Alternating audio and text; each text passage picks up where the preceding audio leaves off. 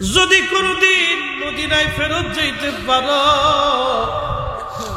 জয়নব রে, দুনিয়ার কোন রাজা বাচ্চার আদালতে আমাদের হত্যার ফায়সালার জন্য বিচার চাবি। দুনিয়ার কোন রাজা বাচ্চার দরবারে আমাদের হত্যার জন্য, শাহাদাতের জন্য, নির্মমতার জন্য ফায়সালা টানতে যাবি না।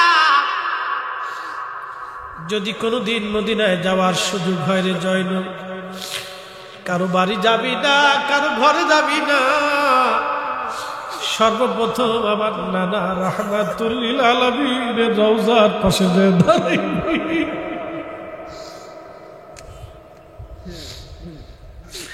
ধীরে ধীরে চালাও সুরি সীমার আমারি গলা,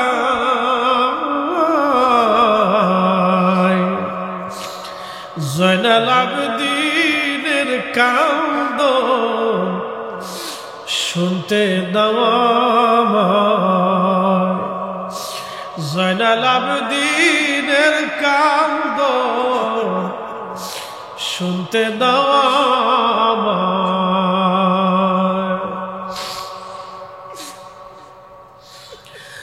সাতক্ষীরাবাসী হযরত ইমাম হুসাইন এই ওসিয়ত করার পরে উনি যুদ্ধের ময়দানে চলে গেলেন। যুদ্ধের ময়দানে চলে যাওয়ার পরে নির্মম ভাবে তাকে শহীদ করা হলো। সাতক্ষীরার মুসলমান আজকে শুনে যান, ইমাম ইবনে কাসির আল বাদার মধ্যে লেখেন 133টা তীর পুরো শরীর মুবারক থেকে ঝাঁঝরা করে ফেলেছিল। 21টা বর্ষার আঘাত শরীরের মধ্যে ছিল, 33টা তলোয়ারের আঘাত ওনার শরীরের মধ্যে ছিল। পুরা শরীর মুবারক থেকে ঝাঁঝরা করে ফেলে দেওয়া হয়েছিল। উনি যখন শহীদ হয়ে যান, ওনার দেহ থেকে মাথা মোবারক কেটে আলাদা করে ফেলে দেওয়া হলো। ইমাম ইবনে কাসির আল বাদার মধ্যে বিশুদ্ধ সনদে লেখেন, যখন এইভাবে নির্মম ভাবে অত্যাচার চলতেছিল, হযরত আব্দুল্লাহ ইবনে আব্বাস যিনি রাইসুল মুফাসসিরিন ছিলেন, কোরআনের সবচেয়ে বড় মুফাসসির, আল্লাহর নবীর আপন চাচাতো ভাই ছিলেন, উনি বলতেছেন আসরের নামাজের পরে আমি কাবা শরীফের সঙ্গে হেলান দিয়ে বসা অবস্থায় আমি ঘুমিয়ে পড়লাম। আল্লাহর ঘরের সাথে হেলান দিয়ে ঘুমিয়ে পড়েছি।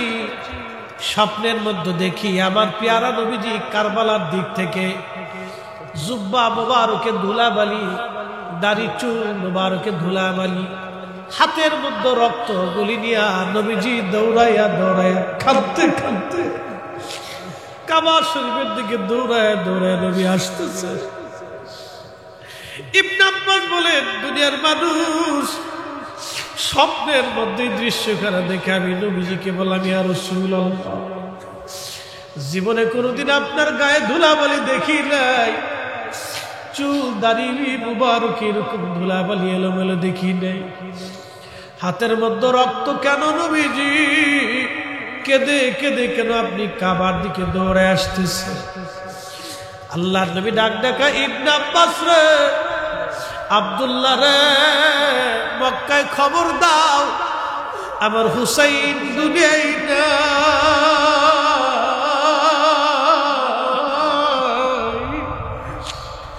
আমার হুসাইন কারবালায় শহীদ, আমার হুসাইনের শাহাদাতের সময় আমি নবীর পাশে ছিলাম, আমি রাসূলের শাহাদাতের সময় পাশে ছিলাম, তার রক্ত সাথীদের রক্তগুলো আমি নিয়ে আসছি। আল্লাহর আদালতে যাওয়ার জন্য চিৎকার মেরে ধরে বলবেন আল্লাহু আকবার। আল্লামা ইমাম ইবনে কাসির হাদিস খানা লেখার পরে নিচে বলছেন, হাযা হাদিসুন সানাদুন জাইয়্যিদ, এই হাদিসের সনদ বড় মজবুত, এই হাদিসের সনদের মধ্যে কোনো গন্ডগোল নাই, বিশুদ্ধ ঘটনা। আল্লাহর নবীজি স্বপ্নে দৌড়াইয়া দৌড়ায় কাবার দিকে আসতেছে। আল্লাহর নবী বলেন, মান রাআনি ফিল মানামি ফাকাদ রাআল হক, রাবাহুল বুখারী, যে আমাকে স্বপ্ন দেখলো, সে বাস্তবে আমি নবী দেখলো। আমি নবী নিজে আসি, ছবি আসি না, আমি নবী নিজে সরাসরি আসি। চিৎকার করে জোরে বলবেন আল্লাহু আকবার। সবাই বলেছেন হুজুর কারবালার একটু আজ আপনি আমাদেরকে শোনাবেন। আজ আপনাদেরকে সেই কারবালার ময়দানে নিয়ে যাব। যদিও এটা কারবালার মাস না, তারপরে অনুরোধের কারণে একটু বলতে হয়।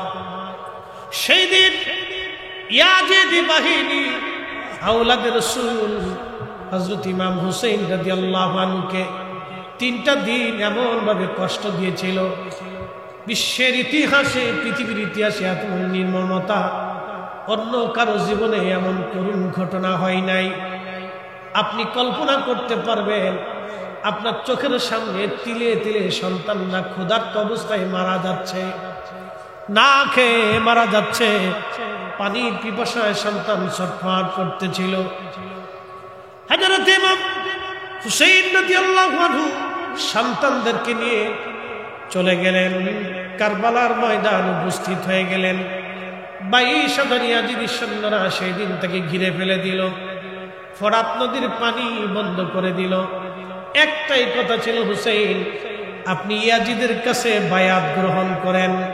ইমাম হুসাইন বলেছিলেন একজন মদপায়ী নিকৃষ্ট ব্যক্তির কাছে বায়াত নিয়ে আমি রাসূলুল্লাহর সুন্নতের হানি করতে পারবো না, আমার জীবন চলে যাবে। এমন নিকৃষ্ট ব্যক্তির কাছে বায়াত নিয়ে আমি ইসলামের সম্মান নষ্ট করতে রাজি না। একবার জোরে বলা যাবে আল্লাহু আকবার।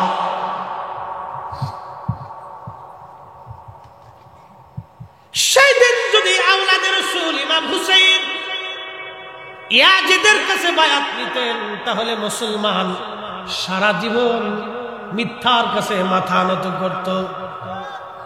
আজকে ইসরায়েলের ছেলেদের দিকে, ফিলিস্তিনের বাচ্চাদের দিকে তাকান। সাংবাদিকরা জিজ্ঞেস করলো, মাও নাই, বাবাও নাই, ভাইও নাই, বোনও নাই, কেউ নাই। ছোট্ট শিশুকে জিজ্ঞেস করা হলো কেমন আছো, ওরা বলে আলহামদুলিল্লাহ। খাও কি, বাসস্থান কি, বলে হাসবুনাল্লাহু নি'মাল ওয়াকিল নি'মাল মাওলা ওয়া নি'মান নাসীর। চিৎকার করে জোরে বলেন আল্লাহু আকবার। সাক্ষীর আবাসিক আমাদের দেশের ছেলেদেরকে আপনি 10 জন নবীর নাম জিজ্ঞেস করেন, অনেক বাচ্চারা বলতে পারবে না। কিন্তু ফিলিস্তিনের বাচ্চারা, সন্তান বাবা শহীদ হয়েছে, মা শহীদ হয়েছে, তারপরেও বাক্য বলে আলহামদুলিল্লাহ, হাসবুনাল্লাহ নি'মাল ওয়াকিল। ফিলিস্তিনের বাচ্চারা এখনো মাথা নত করে নাই, কারণ আওলাদে রাসূল ইমাম হুসাইনের শিক্ষা আমার দলের উম্মত জীবন দিবা, জীবন চলে যাবে, সন্তান চলে যাবে, রাষ্ট্র চলে যাবে, পরিবার চলে যাবে, সমাজ চলে যাবে, সব ব্যক্তি হয়ে যাবে আলাদা, আত্মীয় স্বজন পার হয়ে যাবে, কিন্তু মিথ্যার কাছে মাথা নত করা যাবে না। আজকে দেখাই দিল ফিলিস্তিনের নারীরা সন্তান শহীদ হয়ে যায়, বোরকা ছাড়ে না, স্বামী শহীদ হয়, তারা হেজাব ছাড়ে না।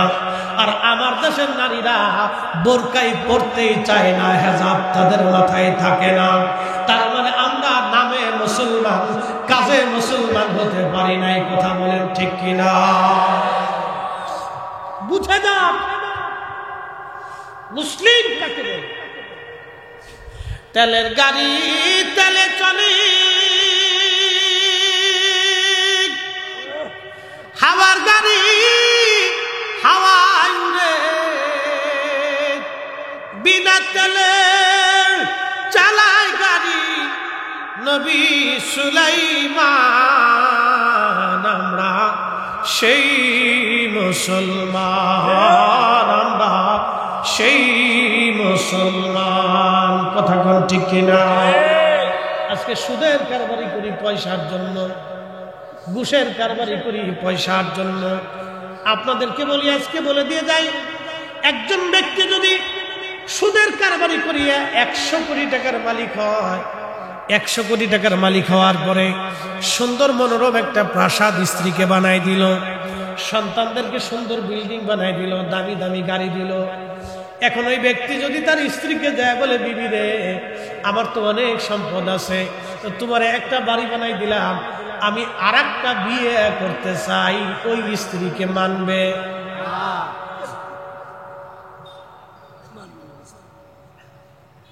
কথা করলে কেন মানবে? তাহলে ওই স্ত্রীর জন্য সুখ খেয়ে ওই বেটার জিন্দেগি শেষ। দুনিয়াতে যদি অন্য স্ত্রী না মানে তো আখিরাতের হালত কি? Zero zero zero. ও আসলেই বোকা, ও আসলেই বোকা। আর আপনাদেরকে বলে দিয়ে যাই, যেই সন্তানের জন্য সুদ ঘুষ খাইয়া হারাম খাইয়া 7 কোটি টাকার মালিক হইল, ওই লোকটা ধরেন তার আর একটা স্ত্রীর প্রয়োজন, তার এই স্ত্রী মারা গেছে, ধরেন আর একটা স্ত্রীর প্রয়োজন, ছেলে মেয়েরা বড় হয়ে গেছে, ওই ছেলেদেরকে ডাক দিয়ে যদি বলে, বাবারা আমার আর একজন স্ত্রীর দরকার, আমি বিয়ে করতে চাই, রাত্রিবেলা গোপনে ছেলে যায় গলার মধ্যে ছুরি ধরে বলবে, বুড়া কালে যদি অকাম করবার চাও, বুড়া তোর জিন্দেগি শেষ করে ফেলব। ঠিক বললেও ঠিক, না ঠিক বললেও ঠিক, খোঁজ নিয়ে যায় দেখেন, ওর জিন্দেগির 16 আনার 16 আনাই শেষ। দুনিয়াতে যদি না পান তাহলে হাসরের মাঠ কত কঠিন। এই জন্য কোরআন কতই চমৎকার আমাদেরকে একটা শিক্ষা দিয়ে গেল। একসাথে জোরে বলেন তো আল্লাহু আকবার। ইয়া আইয়ুহাল্লাযীনা আমানু লা তুলহিকুম আমওয়ালুকুম ওয়ালা আওলাদুকুম আন যিকরিল্লাহ।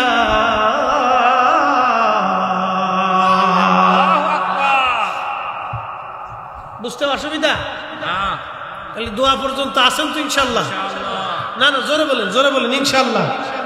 আপনাদেরকে একবারে বেশি রাত্রি করে কষ্ট দেব না।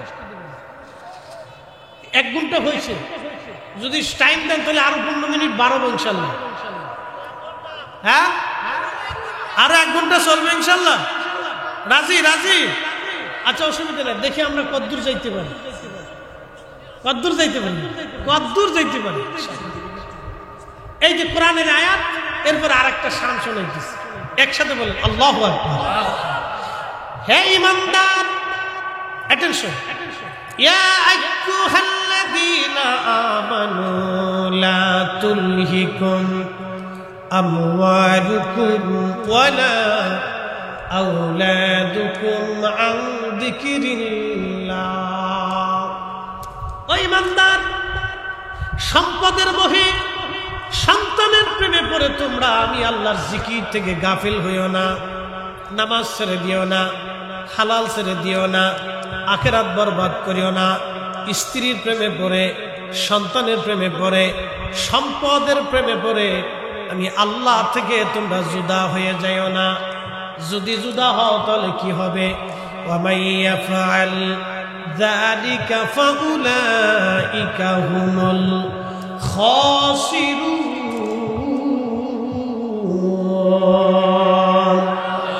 তুমি ক্ষতিগ্রস্ত হয়ে যাবে, তোমার আখিরাত বরবাদ হয়ে যাবে।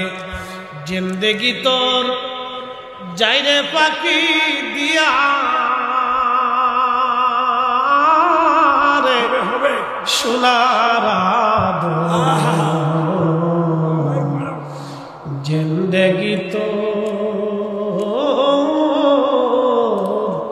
যায় ফাঁকি দিয়া,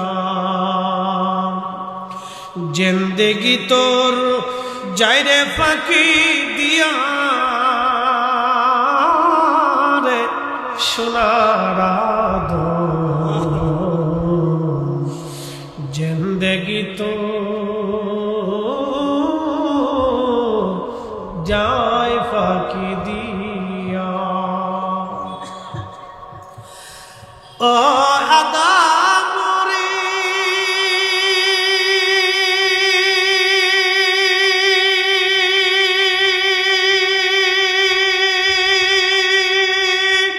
পাক ধরিয়া গেছে দাড়ি, দন্ত আছে গোটা চারি,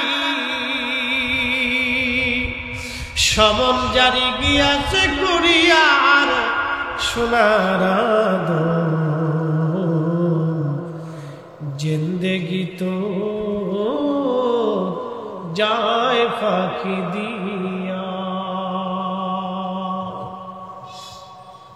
বন্ধু সেই দিন আল্লাহু আকবার। দোস্ত 1000 টাকা দিছে, আমি দোস্তের হাদিয়া দিই। আমি খুশি হইছি, শান শুনলাম একটা জিন্দেগি। বন্ধু 1000 টাকা বকশিশ মেরে দিছে, মাশাআল্লাহ। আপনারা খুশি? কারবালার ওয়াজ কি চলবে?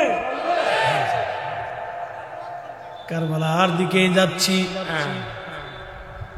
হযরত ইমাম আহমদ ইবনে হাম্বল রাহমাতুল্লাহ আলাইহি মুসনাদ আহমদ একখানা হাদিসে কারিমা লেখেন। আল্লামা ইমাম ইবনে কাসির আল বেদায়ের মধ্যে লেখেন, কষ্ট হবে না তো? 20টা মিনিট বসবেন তো ইনশাআল্লাহ। অনেকেই চিন্তা করবে হুজুর আবার কি ওয়াজ শুরু করলো। শোনেন, এগুলি শোনার বড় প্রয়োজন। বলে ফরিদি হুজুর কারণ কি? আল্লাহু আকবার। নবীজির পরিবারের আহলে বায়াত অনেক সদস্য ছিলেন। প্রিয় নবীর বিবিগণ আহলে বায়াতের অংশ, সন্তানরা আহলে বায়াতের অংশ। আল্লাহর হাবিব নিজে, ফাতেমা, হাসান, হুসাইন, আলী রিদওয়ানুল্লাহি তাআলা আলাইহিম আজমাইন, এই 5 জন ছিলেন আল্লাহর নবীর আহলে পরিবার, খাস আহলে বায়াত। অন্যরাও আহলে বায়াত ছিলেন, খাস ছিল। এই 5 জনের সম্মান আকাশ শুনবে। এতই মর্যাদা তাদের, যাদের উসিলায় কোটি কোটি মানুষকে আল্লাহ ক্ষমা করে দিয়ে জান্নাতি বানাবে। হযরত আলী রাদিয়াল্লাহু আনহু সিফফিনের দিকে রওনা করতেছিলেন। পথে চলতে চলতে চলতে চলতে কারবালায় আসলেন। কারবালায় একটা গাছ ছিল, এই গাছের নাম হানজাল। ইমাম ইবনে কাসির লেখেন, এই হানজাল গাছ দেখার পরে হযরত আলী রাদিয়াল্লাহু আনহু বললেন, ও আমার লোকেরা, সাহাবীরা, বলো তো এই জায়গার নাম কি? বলে হুজুর এই জায়গার নাম হচ্ছে কারবালা। ওই গাছের নাম কি? বলে হানজাল। হযরত আলী রাদিয়াল্লাহু আনহু ঘোড়া থেকে নেমে গেলেন, বাহন থেকে সওয়ারি থেকে নামলেন। নামার পরে তিনি ওই হানজাল গাছের পাশে গেলেন, যাই নামাজ বিছাইয়া নামাজ আদায় করলেন। নামাজ শেষ করার পরে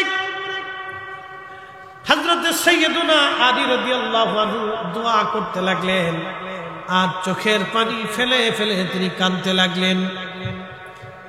যখন দোয়া শেষ হয়ে গেল, সাহাবীরা জিজ্ঞেস করলেন, আমিরুল মুমিনিন, বিষয়টা বুঝলাম না, এই হানজাল গাছের কাছে কারবালার ময়দানে আপনি কেন কাঁদলেন? এইখানে আপনি কেন নামাজ পড়লেন? দোয়া কেন করলেন? কিসের দোয়া করলেন? কেন চোখের পানি আপনি ফেললেন? হযরত আলী ডাক দিয়ে বলেন, সাহাবীরা রে, আমি আমার মাসুক নবীর পবিত্র জবান থেকে শুনেছি, আল্লাহর নবী বলেছেন, কারবালায় এই হানজাল গাছের পাশে এইখানে আমার হুসাইনকে শহীদ করা হবে। আমার হুসাইনের সঙ্গী যারা হবে তাদেরকে শহীদ করা হবে। সাহাবীদের পরে জমিনের উপরে, আসমানের নিচে তারা হবে দামি শহীদ। তাদের শাহাদাতের মর্যাদা থাকবে অপরিসীম। সাহাবায়ে কেরামের পরেই তাদের মর্যাদা হবে। হযরত আলী বললেন, আমি আমার রাসূলের জবান থেকে শুনেছি এইখানে আমার হুসাইন শহীদ হবে সপরিবারে। সেই জন্য আমি আলী এই জায়গায় নামাজ পড়ে আমার সন্তান হুসাইন যাতে ওই সময় ধৈর্য ধরতে পারে, শাহাদাতের এই কঠিন সময় যাতে ধৈর্য না হারায়, সেই জন্য আমি আলী তার জন্য দোয়া করে গেলাম, তার জন্য আল্লাহর দরবারে দরখাস্ত করে গেলাম। একবার জোরে বলা যাবে কি মারহাবা? আখেরি সালাম লম ওহে নানা জান,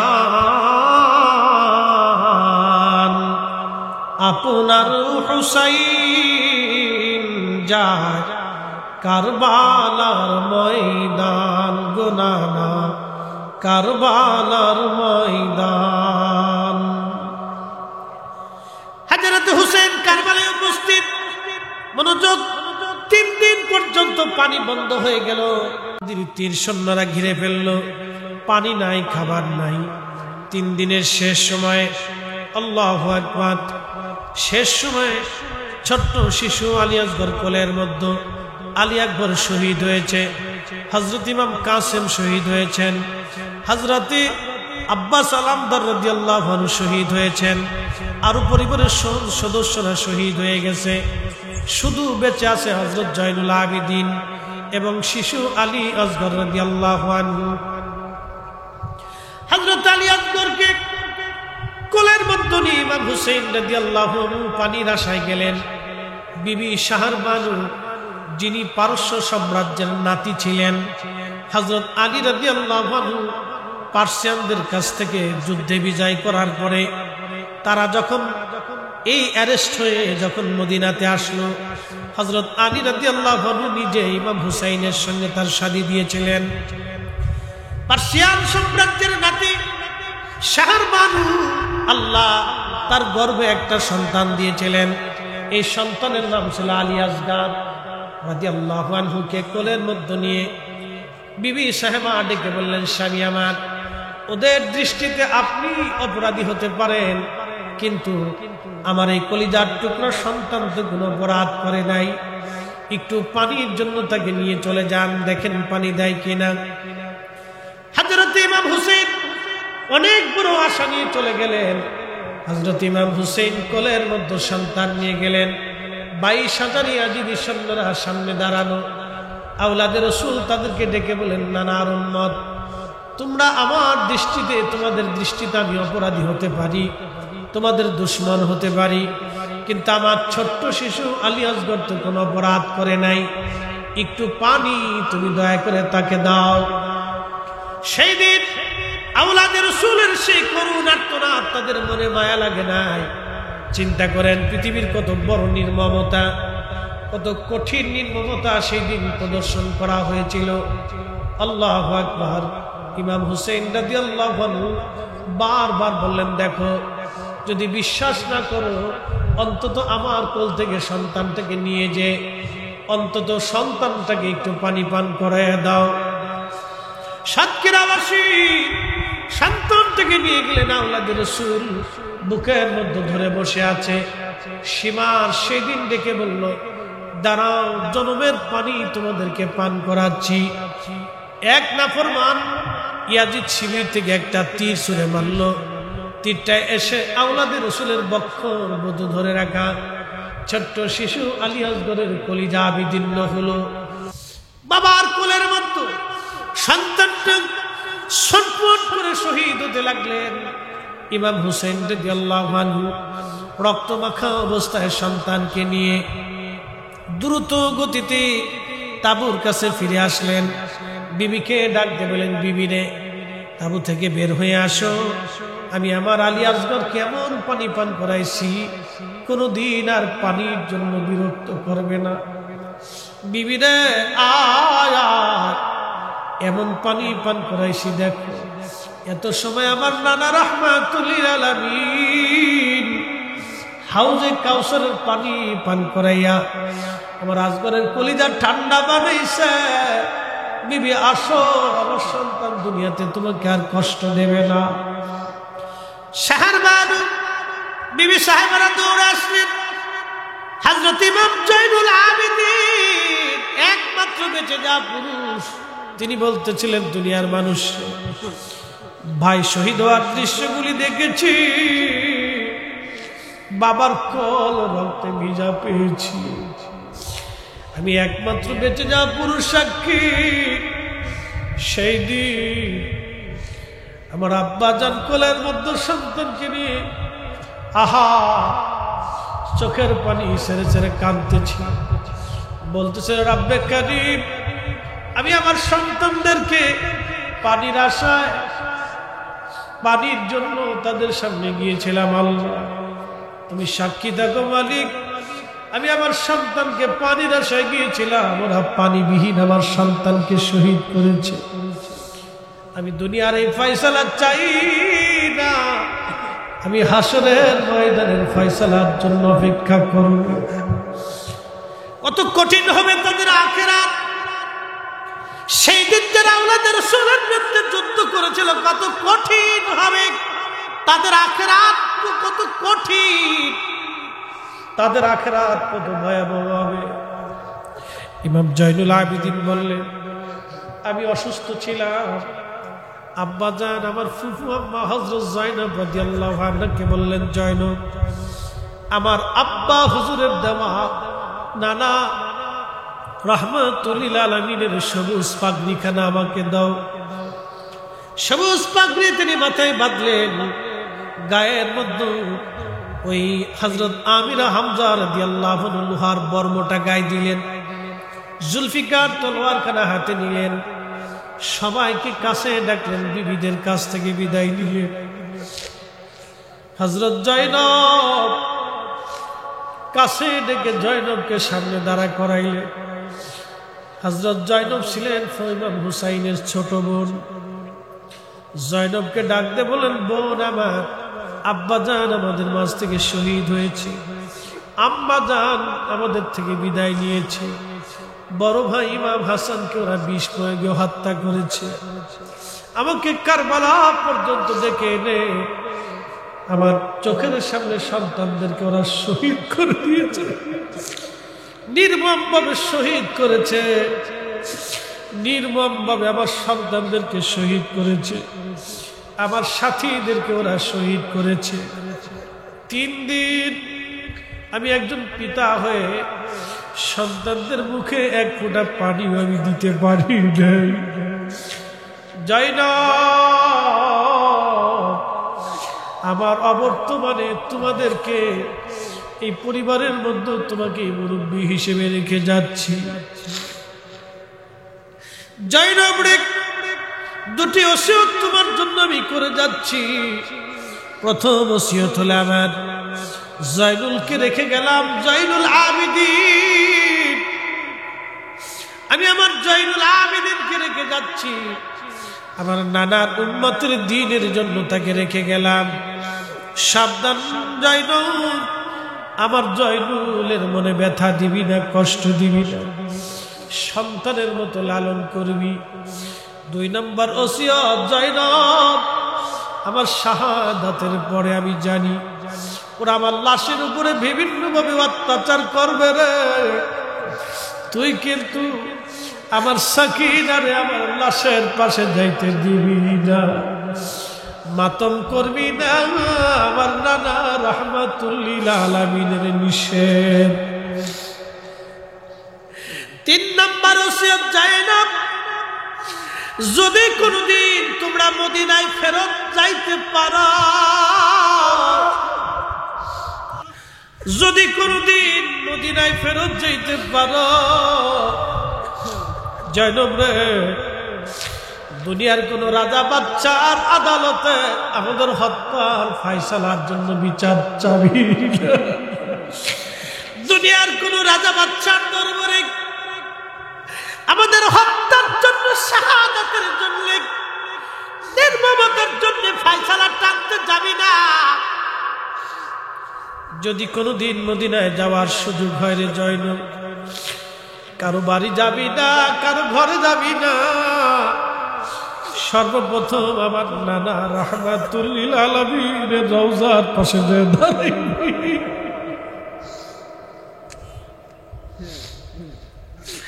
ধীরে ধীরে চালাও সুরি সীমার আমারি গলা,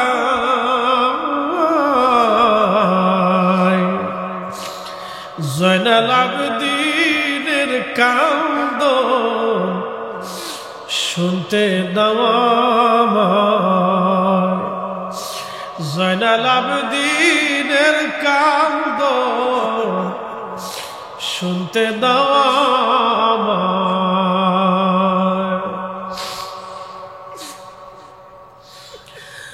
সাতক্ষীরাবাসী হযরত ইমাম হুসাইন এই ওসিয়ত করার পরে উনি যুদ্ধের ময়দানে চলে গেলেন। যুদ্ধের ময়দানে চলে যাওয়ার পরে নির্মম ভাবে তাকে শহীদ করা হলো। সাতক্ষীরার মুসলমান আজকে শুনে যান, ইমাম ইবনু কাসির আল বাদার মধ্যে লেখেন 133টা তীর পুরা শরীর মুবারক থেকে ঝাঁঝরা করে ফেলেছিল। 21টা বর্ষার আঘাত শরীরের মধ্যে ছিল, 33টা তলোয়ারের আঘাত ওনার শরীরের মধ্যে ছিল। পুরা শরীর মুবারক থেকে ঝাঁঝরা করে ফেলে দেওয়া হয়েছিল। উনি যখন শহীদ হয়ে যান, ওনার দেহ থেকে মাথা মোবারক কেটে আলাদা করে ফেলে দেওয়া হলো। ইমাম ইবনু কাসির আল বাদার মধ্যে বিশুদ্ধ সনদে লেখেন, যখন এইভাবে নির্মমভাবে অত্যাচার চলতেছিল, হযরত আব্দুল্লাহ ইবনে আব্বাস, যিনি রাইসুল মুফাসসিরিন ছিলেন, কোরআনের সবচেয়ে বড় মুফাসসির, আল্লাহর নবীর আপন চাচাতো ভাই ছিলেন, উনি বলতেছেন, আসরের নামাজের পরে আমি কাবা শরীফের সঙ্গে হেলান দিয়ে বসা অবস্থায় আমি ঘুমিয়ে পড়লাম। আল্লাহর ঘরের সাথে হেলান দিয়ে ঘুমিয়ে পড়েছি। স্বপ্নের মধ্যে দেখি আমার পেয়ারা নবীজি কারবালার দিক থেকে জুব্বা মুবারকে ধুলাবালি, দাড়ি চুল মুবারকে ধুলাবালি, হাতের মধ্যে রক্ত গুলি নিয়া নবীজি দৌড়াইয়া দৌড়াইয়া কাঁদতে কাঁদতে কাবা শরীফের দিকে দৌড়াইয়া দৌড়াইয়া নবী আসতেছে। ইবনে আব্বাস বলেন, দুনিয়ার মানুষ স্বপ্নের মধ্যে দৃশ্যখানা দেখে আমি নবীজিকে বললাম, ইয়া রাসূলুল্লাহ, জীবনে কোনোদিন আপনার গায়ে ধুলাবালি দেখি নাই, চুল দাড়ি মুবারক এরকম ধুলাবালি এলোমেলো দেখি নাই, হাতের মধ্যে রক্ত কেন নবীজি? কেঁদে কেঁদে কেন আপনি কাবার দিকে দৌড়ে আসতেছে? আল্লাহর নবী ডাক দেখা, ইবনে আব্বাস রে, আব্দুল্লাহ রে, মক্কায় খবর দাও, আমার হুসাইন দুনিয়ায় নাই,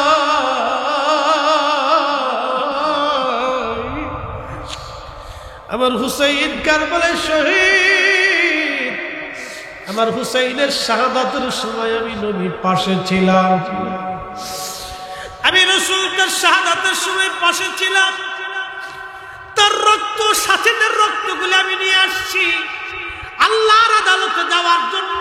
চিৎকার মেরে ধরে বলবেন আল্লাহু আকবার। আল্লামা ইমাম ইবনু কাসির হাদিস খানা লেখার পরে নিচে বলছেন, হাযা হাদিসুন সানাদুন জাইয়্যিদ, এই হাদিসের সনদ বড় মজবুত, এই হাদিসের সনদের মধ্যে কোনো গন্ডগোল নাই, বিশুদ্ধ ঘটনা। আল্লাহর নবীজি স্বপ্নে দৌড়াইয়া দৌড়ায় কাবার দিকে আসতেছে। আল্লাহর নবী বলেন, মান রাআনি ফিল মানামি ফাকাদ রাআল হক, রাবাহুল বুখারী। যে আমাকে স্বপ্ন দেখলো সে বাস্তবে আমি নবী দেখলো। আমি নবী নিজে আসি, ছবি আসি না, আমি নবী নিজে সরাসরি আসি। চিৎকার করে জোরে বলবেন আল্লাহু আকবার। হযরত ইবনে আব্বাস বলেন, আমি স্বপ্ন দেখলাম, স্বপ্ন ভেঙে গেল আমার। সারা কাবা বরণী পাগলের মতো দৌড়ার বল, শুনছো কাবাবাসী, শুনছো মক্কাবাসী, হুসাইন আর নাই, আমাদের হুসাইন কারবালায় শহীদ। একটু চিন্তা করেন তো, সেই দিন আল্লাহ তাদের উপরে কত বড় জুলুম তারা চলেছিল, কিন্তু অন্যের কাছে মাথা নত করে নাই। কথা কোন ঠিক কিনা? সেই দিন তারা মিথ্যার কাছে মাথা নত করে নাই, অন্যের কাছে মাথা নত করে নাই, অন্যের কাছে মাথা নত করে নাই, ন্যায়ের সামনে ন্যায়ের জন্য মাথা উঁচু করে দাঁড়িয়েছিল। উহুদ পাহাড়ের মতো সেই দিন নিজে শহীদ হলো, সন্তান শহীদ হয়ে গেল, পরিবার পরিজন শহীদ হলো। শুধু কি এখানেই শেষ না? ইমাম ইবনে কাসির লিখতেছেন, ইমাম হুসাইন রাদিয়াল্লাহু আনহু দেহ মোবারক থেকে জুব্বা খুলে নিয়ে যাওয়া হলো। আহা, মাথাবিহীন দেহ মোবারককে ফোরাত নদীর তীরে কারবালার ধুলা বালির মধ্যে শুয়াইয়া ইয়াজিদ বাহিনী 70টা ঘোড়াকে তারা সিরিয়াল করলো। 70 জন সুয়ারি ঘোড়ার পিঠের উপরে চড়াইয়া নগ্ন দেহ, খালি দেহ মোবারকের উপর দিয়ে ঘোড়া দাবড়াইতে লাগলো। ঘোড়ার পায়ের আঘাতে, খুরের আঘাতে আঘাতে ইমাম হুসাইনের রক্ত গোশতগুলি দেহগুলি ছিটিয়ে ছিটিয়ে ছিঁড়ে ছিঁড়ে যাচ্ছিল, দলিত মলিত হচ্ছিল দেহ মুবারক। ঠিক তখনই হযরত যায়েনব ফাতিমাতুজ জাহরার কন্যা হযরত আলী রাদিয়াল্লাহু আনহুর বেটি, জান্নাতের সদস্য, প্রিয় নবীজির রক্ত হযরত যায়েনব, তিনি দৌড়ে এসে ভাইয়ের লাশের পাশে দাঁড়াইয়া, জেসেন মুবারকের পাশে দাঁড়াইয়া মদিনার দিকে ফিরে হযরত যায়েনব চোখের পানি ফেলে ফেলে কাঁদতেছিলেন। চোখের পানি ফেলে কান্দে আর বলি, ইয়া রাসূলুল্লাহ, ইয়া হাবিবাল্লাহ, নবী গো, আপনার উম্মতেরা আপনার হুসাইনের সঙ্গে কেমন আচরণ করে? নানা গো, আপনি দেখেন কারবালার প্রবালী বাতাস আপনার হুসাইনের শরীরে ধুলাবালি, যাদের গায়ে মশা মাছি বসতে দাও নাই, যারা ক্ষুধার্ত হলে নবী সহ্য করেন নাই। একদিন ফাতেমা রাদিয়াল্লাহু আনহা ঘরের কাছ দিয়ে নবীজি যাচ্ছিলেন, হাসান হুসাইন কাঁদতে লাগলো। আল্লাহর নবী ছটফট করে ভিতরে ঢুকলেন। ঢুকার পরে ফাতেমাকে জিজ্ঞেস করলেন, ফাতেমা রে, আমার হাসান আর হুসাইন কি জন্য কাঁদে বলো? তুমি কি জানো না ওদের কান্নার আওয়াজ আসলে আমি নবীজির কলিজার মধ্যে ব্যথা লাগে, ওরা কানলে আমি নবী কষ্ট পাই। ফাতেমা রে, কেন ওদেরকে কষ্ট দিছ বলো? কি জন্য কষ্ট দিছ বলো রে ফাতেমা?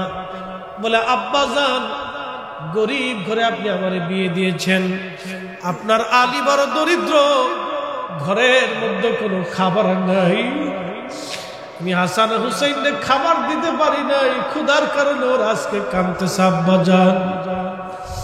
আল্লাহর নবী পাগল মারা হয়ে গেলেন হাসান হুসাইনের ক্ষুধা বন্ধ করার জন্য। তখন নবী বলেন, আমার আহাব্বানি মান আহাব্বাহুমা, আমার হাসান আর হুসাইনকে কেউ যদি ভালোবাসে, ফাকাদ আহাব্বানি, সে আমাকে ভালোবাসে। আমার আহাব্বানি, যে আমাকে ভালোবাসে, আহাব্বাহুল্লাহ, সে আল্লাহকে ভালোবাসে। ওমান আহাব্বাহুল্লাহ আদখালাহুল জান্নাহ, আর যে আল্লাহকে ভালোবাসে, আমার আল্লাহ তাকে জান্নাতি বানাই দেবে। চিৎকার মেরে জোরে বলেন আল্লাহু আকবার। বলবেন হুজুর, 1450 বছর পরে ওনাদের ওয়াজ শুনে আমাদের কি লাভ হবে? আল্লাহর কসম করে বলি, আওলাদে রসুলের করুণ কষ্টের কথাগুলি শোনার পরে যাদের চোখ বেয়ে একটু পানি বের হয়েছে, এই পানির উসিলায় বান্দার জীবনের গুনাহ মাফ হয়ে যাবে। পতিতা নারী কুকুরকে পানি পান করানোর কারণে যদি জান্নাতে যাইতে পারে, আহলে বাইত রাসূলের প্রেমে চোখের পানি পড়লে আমাদেরও গুনাহ মাফ হবে। কথা বলেন ঠিক কিনা? আহলে বাইত রাসূলের মহব্বতে আমাদের চোখের পানি পড়লে আমাদেরও ক্ষমা হবে, আমাদেরও ক্ষমা হবে, আমাদেরও ক্ষমা হবে, আমাদেরও ক্ষমা হবে। শ্রেষ্ঠ নবী দিলাম রে তরিয়ে নিতে রোজা শরীফ, শ্রেষ্ঠ নবী দিলাম রে তরিয়ে নিতে রোজা শরীফ, পথ না ভুলি তাই তো দিলে পাক কুরআনের বাণী, খুদা তোমার মেহেরবানি। ঠিক কিনা? সুন্দর ফুল সুন্দর ফল, মিঠা নদীর পানি, খুদা তোমার মেহেরবানি। কোরআন আল্লাহ বলতেছেন, কুল ইন কুনতুম তুহিব্বুনাল্লাহা ফাত্তাবিউনি ইউহিব্বুকুমুল্লাহ।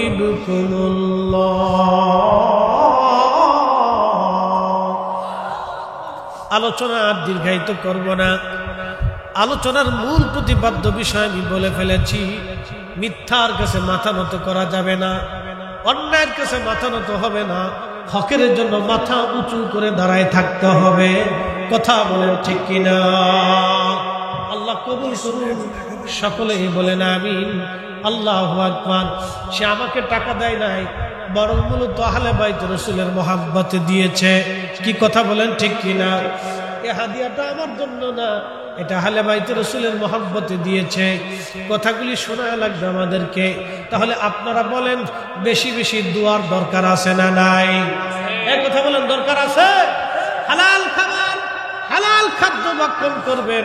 হারাম খাইয়া কোনোদিনও হজ যদিও করেন, এই যে সামনে হজ 30 অথবা 1 তারিখ আমার ফ্লাইট, আমি হজে যাব, দোয়া করবেন।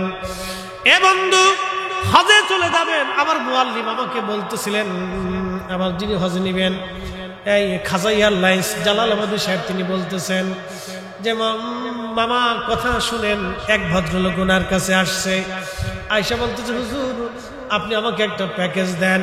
তো উনি, ওনার ট্রাভেলসটা খুব দামি এবং বড় বড় হায়ার পার্সন ওনারটাই যায়। তো বলতেছে, আমার ট্রাভেলসে 22 লক্ষ টাকার প্যাকেজ আছে, 25 লক্ষ আছে, 30 লক্ষ আছে, কোনটায় যাবেন? কয় না, সবচাইতে কম যেটা এটা দেন। সরকারি হিসেবে 5,80,000 বা 90,000। বলতেছে, আপনি এত বড় কোটি কোটি টাকার মালিক? বলতেছে, মালিক হইতে পারি, আমার টাকা তো হারাম, কারণ আমি টেবিলের নিচ দিয়ে মাইরে দিছি। বলে, হজে যাবেন কেমনে? বলে, বাবার জমি বিক্রি করে। দেখেন কত বড় চালাক, কোটি কোটি টাকার মালিক, কিন্তু টেবিলের নিচ দিয়ে টাকা। বলছে 22 লক্ষ টাকার প্যাকেজ দেন। কয় না, একবারে সর্বনিম্ন যেটা, বাবার জমি বেঁচে তারপরে হজে যান। হজেরটা হালাল রাখতেছি। আমি বললাম, তারা জিজ্ঞেস করলো যে এতদিন যা খাইছে এটা কোথায় গেছে? যেই টাকাটা খাইছে, হারাম টাকার গরুর গোশত আর শুয়োরের গোশতের মধ্যে কোনো তফাৎ নেই। এই আসতে বলেন, কোন জোরে বলে। হারাম টাকার খাসির গোশত আর কুকুরের গোশতের মধ্যে কোনো তফাৎ নেই। এটাও হারাম, এটাও। আমি বললাম, এতদিন যা খাইলো তাহলে সেটা কোথায় গেছে? আল্লাহ রাসূল বললেন, যেই শরীর হারাম খাদ্য দিয়ে গঠিত হয়, সেই শরীর কখনো জান্নাতে যাবে না। চিন্তা করেন তো, ইমাম হুসাইন যদি সেই দিন ইয়াজিদের কাছে মাথা নত করতেন, তাহলে আজকেও এই উম্মত মিথ্যার কাছে মাথা নত করত। দেখবেন এই উম্মত এখনো হকের উপরে জিন্দা থাকে, এখনো মাথা উঁচু করেই থাকে। কথা করবে কেন, ঠিক কিনা? আল্লাহ কবুল করুন, সকলে বলেন আমিন। এসেছেন যত নবী, সকলের ইমাম, আসেন দুয়ার আগে আমরা নবীজিকে সালাম দিব। এসেছেন যত নবী, সকলের ইমাম, সালাম নবী তোমায় হাজারো সালাম ইয়া নবী।